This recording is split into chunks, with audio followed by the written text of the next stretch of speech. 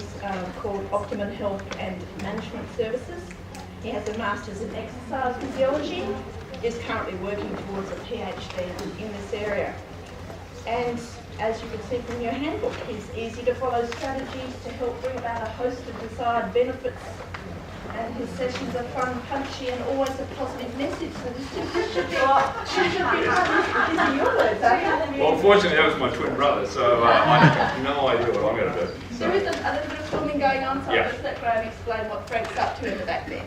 I've been told, politically correct, that I must mention there will be some filming going on. So those of you that hate the back of your head being filmed, then please, good time to leave. The filming is for me, yeah, which side? Yeah, if you'd like to change sides, now's a very good time to do that. But the exercise is basically for us and for some of the material that I'm going to show you, because you're really going to be quite privileged today, because normally when we use some of this information we have to kill people after it, because the software that helps us do some of the management work that we'll talk about is something Frank and I have developed, because the evolution, and if you could keep thinking self-management, health management, they're going to be interchangeable terms. And also we've got a little machine here that I've got to keep pressing, and maybe it should go. So the arrow that's pointing up should say go forward. No, go down. That's it. Right, we're going the other way. Because we're at the right conference. That's the other thing I always need to check. That's quite handy. And you're going to do a couple of things with me today. Some of them are pencil and paper.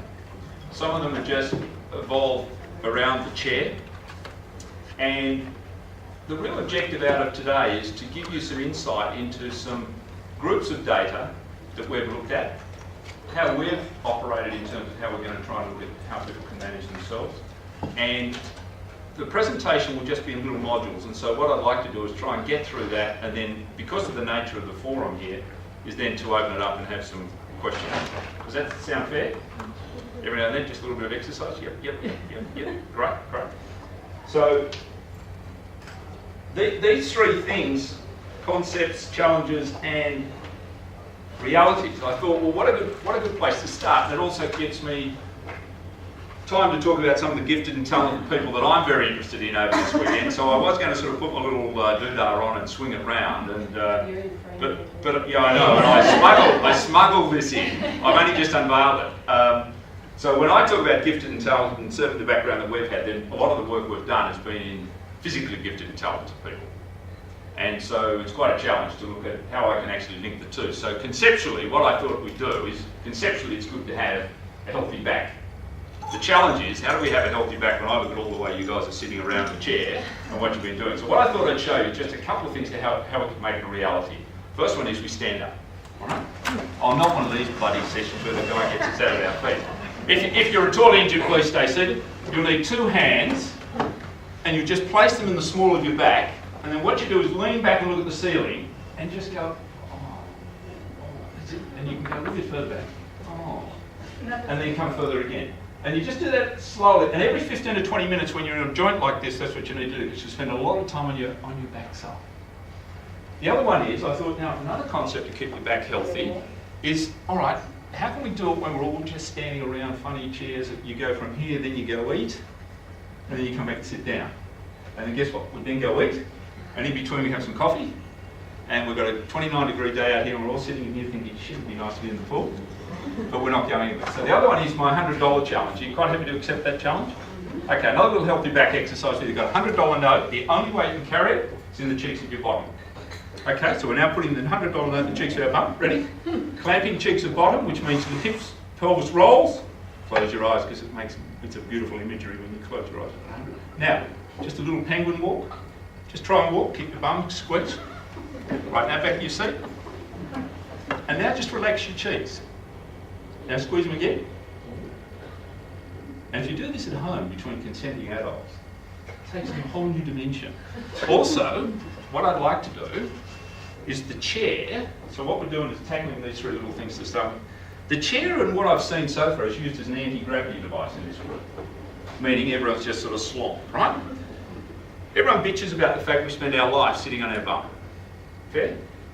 Every now and then a little nod keeps me enthused, keeps me alert, we're all on track. I want to show you how to get into the chair.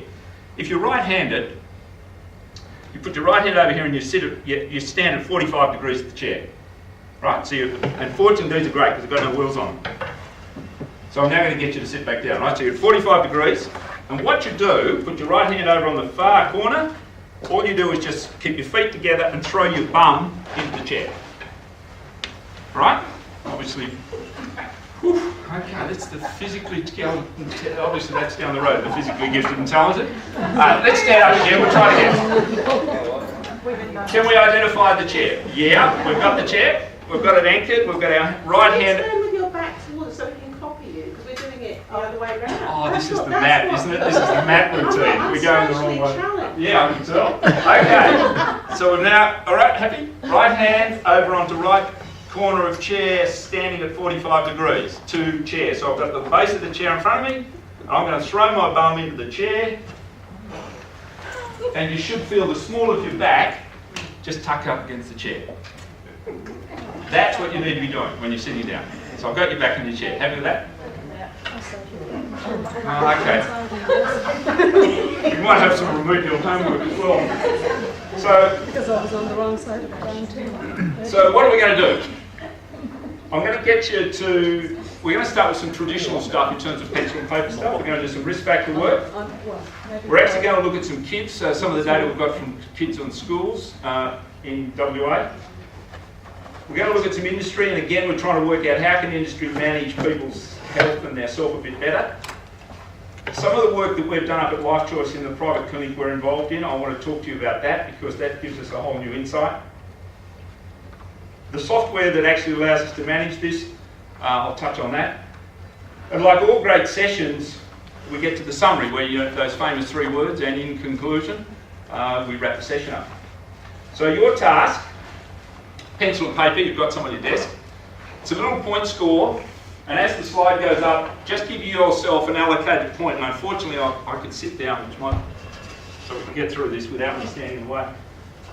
So, as you can see, cholesterol level, if you know your cholesterol level, then it's 0 through to 12 points. All right, so what you're doing is just accumulating a series of points here. We've got about 10 or 12 of these to do, so I'll quickly flash them up. You write down your tally.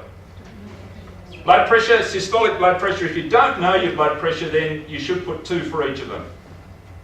If you know your actual blood pressure reading, then you can actually put your score on. Okay? If you smoke, that's easy. 0 through to 12. Correct weight for height, we're not talking about jockeys. If you're overweight, and 60% of you would be, then put 2 on there. If you're obese, that means you've got at least 20 kilos on that you shouldn't have. So 0, 2 or 5. Age, I'll leave that up to you. And you can lie in this too, by the way. Lie the whole way through, it doesn't make any difference whatsoever. If you have a family history of heart disease, so again, it's a point score allocation. Your own personal history, none through to heart attack, and your maximum points are 20. Now this is type 2 diabetes, not type 1, so if you're type 1 diabetic, then you put 0. If you're type 2, then that's 3. Now the more exercise you do, the lower the score. So obviously the first one, if you're pretty active, then that's 0, just gives us a rough idea. 2 points through to 4. It doesn't include conference workouts.